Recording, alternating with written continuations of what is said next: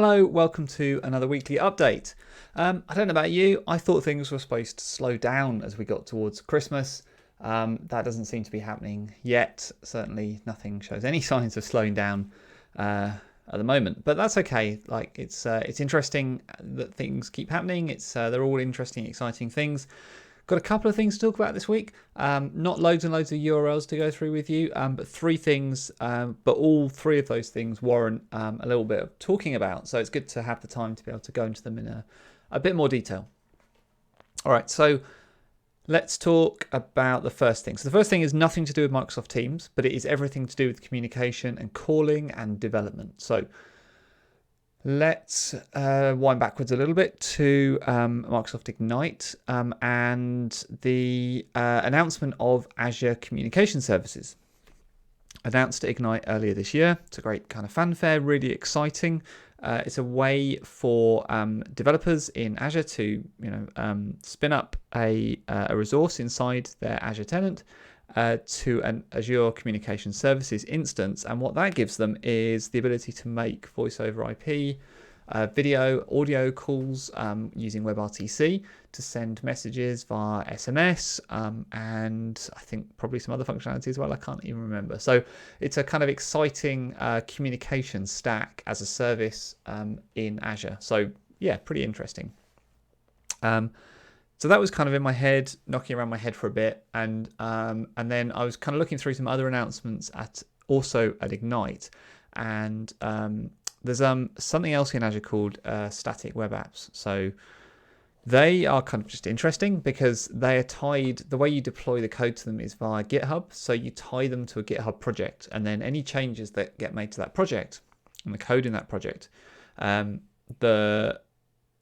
the way that works is that it kind of automatically creates a GitHub action and pushes that data up to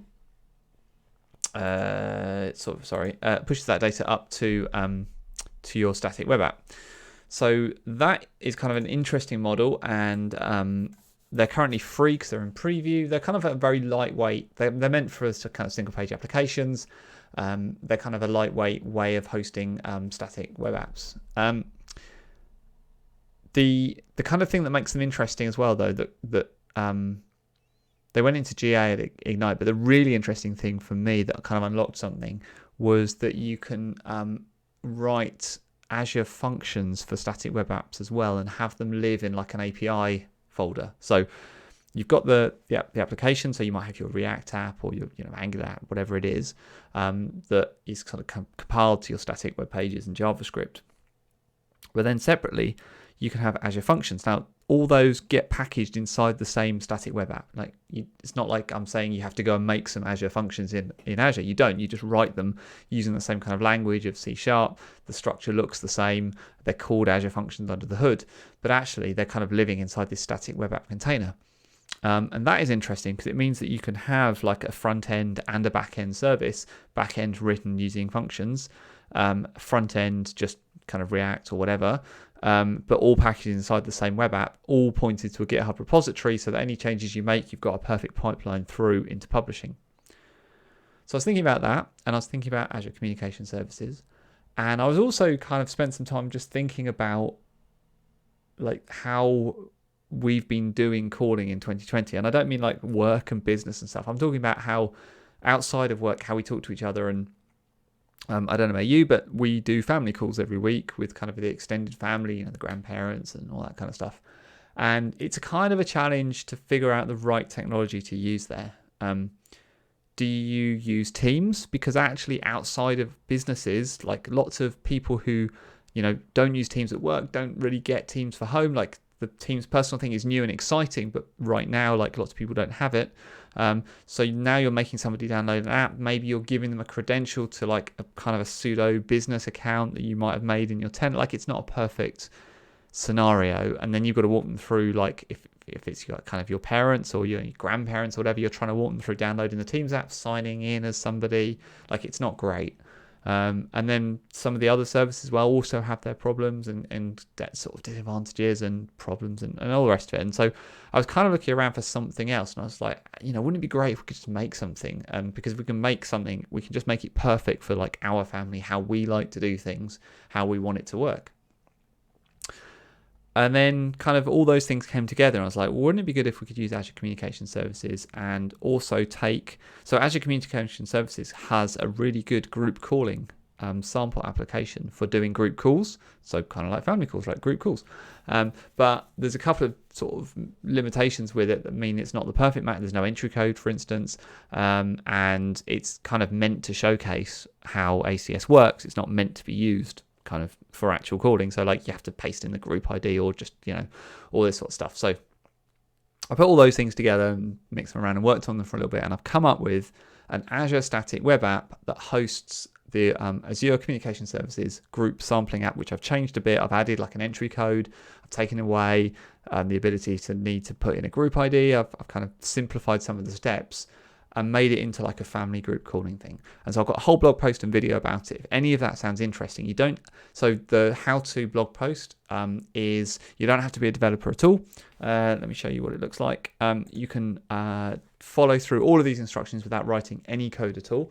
If you are a developer, it'll be interesting anyway. Like you'll see places where you'll want to dive in, that's fine. And all the source code is all in GitHub, and actually what happens, one of the first steps you do is copy the source code. I've made a GitHub template so you can take the source code directly into your repository. You need to do that to tie it to your static web app instance. So anyway, all the instructions for doing that are in here. I'll just show you some of the screenshots for like what it looks like at the other end. So you get this nice experience, like it's just this single page web app, a single page app here where you put in. I haven't got a screenshot of putting the entry code in, but you put an entry code in, put your name, camera, microphone. You're dropped into a WebRTC instance. So you basically, it all runs inside a web page because it's WebRTC. So you haven't got to like make people download apps or anything like that, which can be a real stumbling block for kind of different people in the family if they're not completely up to date with like downloading stuff and installing stuff and configuring stuff. So it's all done as a web page. It also means it works on iPads and phones and tablets and whatever else it is.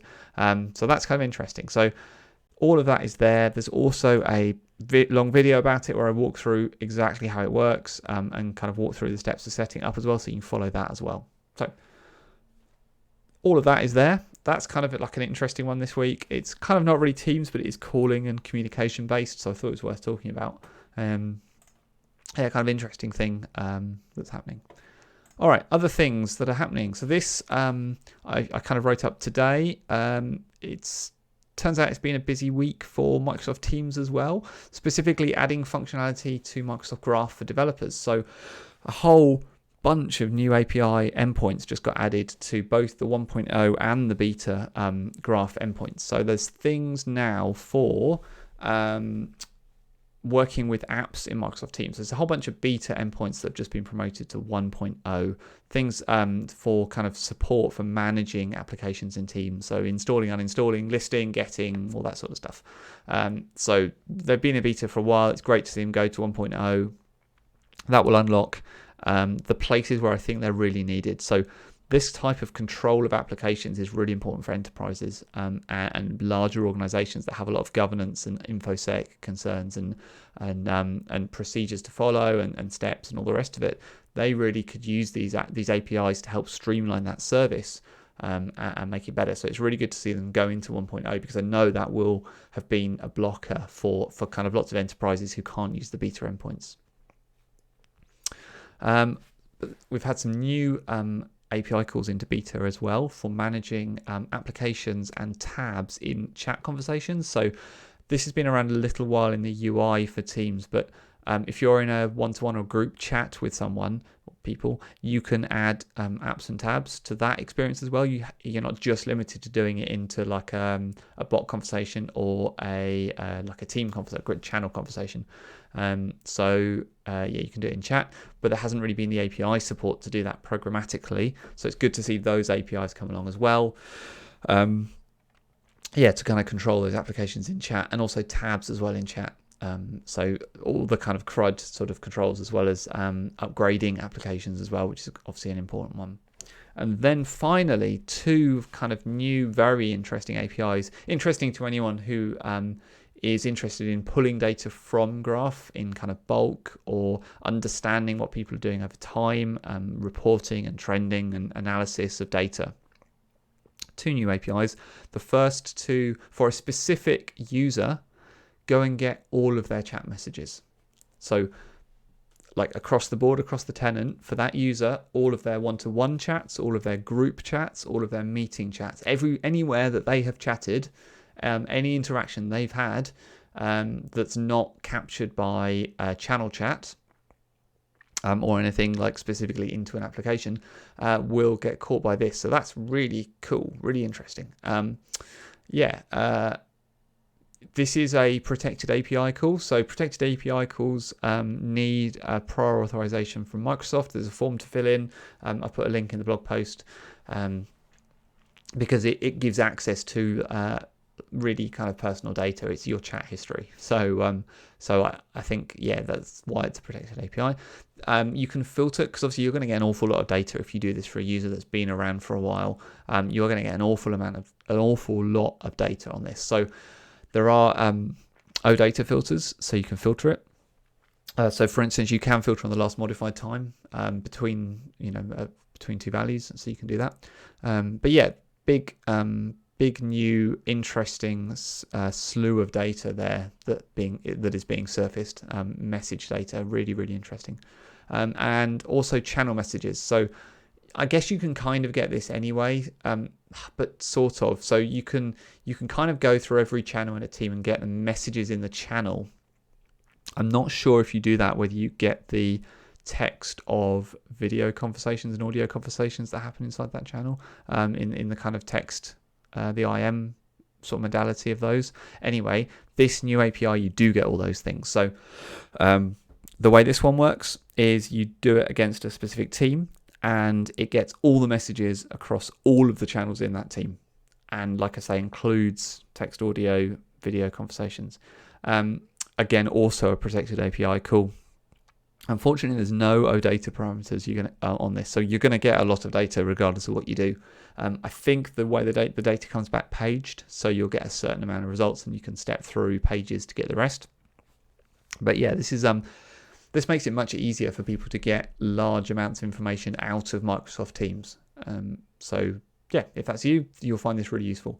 I'm interested and excited for the kind of get chat messages one as well, because that definitely unlocks a lot of scenarios around user sentiment and understanding what users are doing over time as well.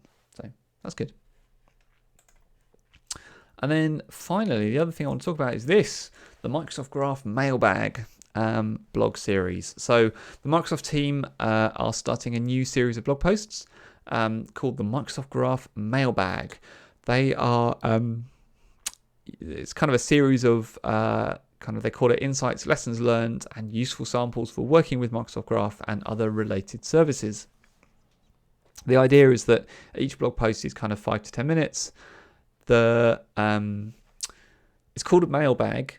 That sort of makes it sound like they're going to solicit you can write into them and they'll answer your questions. And I think they've done this before. I vaguely remember the Microsoft Graph team doing something like this before, perhaps, or maybe it was a different team. I can't remember, but I think that probably is the intent. But initially, I think they're just using internally sourced topics for the first few months. So it's like a mailbag, but the mailbag, you can't write into it. Microsoft can write into it for now. Maybe in the future, you'll be able to write into it too. So interesting. So that's what that is. This sounds interesting. It sounds like it's going to be a really useful place for tips and tricks, a good place to get the kind of detail of things, and a good place to come for some tips and tricks. So I'm going to be monitoring this as well. If anything exciting and interesting comes out of it, I shall let you know here as well. Okay, I think that's everything I wanted to talk about. A bit of a ramble on some of those things, but it's been kind of an interesting, busy week. The ACS stuff I think is really interesting, really exciting. So if you haven't looked at any of that Azure Communication Services stuff, I'd say it's definitely worth looking at. If you're looking at developing anything kind of communication based, it's worth kind of calling out again and again. There's no integration with Microsoft Teams right now. So there's that. But I mean, like, it's coming. I think they talked about this at Ignite. They it's something they obviously want to see, but there's obviously no timelines on it or anything like that. So yeah, that's kind of interesting. But depending on your use case, it might be that actually doing WebRTC and just doing that, but in something managed, like, into your Azure tenant in a managed way, it is unlocks the right kind of capabilities for you for the project you're working on. All right, that's everything from me. Have a wonderful rest of your week. Have a great weekend, whatever it is you're doing. And I will talk to you again next time.